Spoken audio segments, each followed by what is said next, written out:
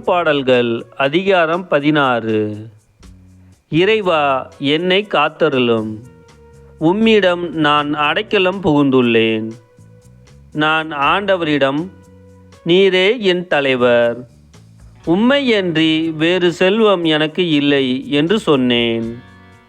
பூவுலகில் உள்ள தூயோர் எவ்வளவோ உயர்ந்தோர், அவர்களோடு இருப்பதே எனக்கு பேரின்பம். வேற்று தெய்வங்களை பின்பற்றுவோர் தங்கள் துன்பங்களை பெருக்கிக் கொள்வர்.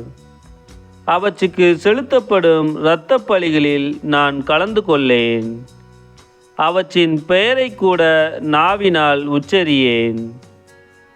ஆண்டவர்தாமே என் உரிமை சொத்து, அவரே என் கிண்ணம். எனக்குரிய பங்கை காப்பவரும் அவரே. இனிமையான நிலங்கள் எனக்கு பாகமாக கிடைத்தன.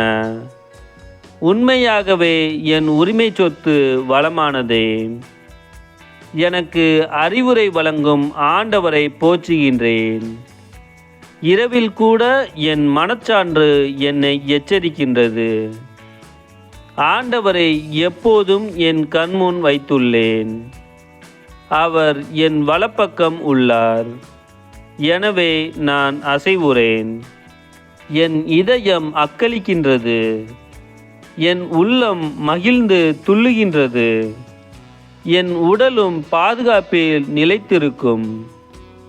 ஏனெனில் என்னை பாதாளத்திடம் ஒப்புவிக்க மாட்டார். உம் அன்பை படுகுழியை காணவிட மாட்டார். வாழ்வின் வழியை நான் அறிய செய்வீர். உமது முன்னிலையில் எனக்கு நிறைவான மகிழ்ச்சி உண்டு. உமது வலப்பக்கத்தில் எப்போதும் பேரின்பம் உண்டு.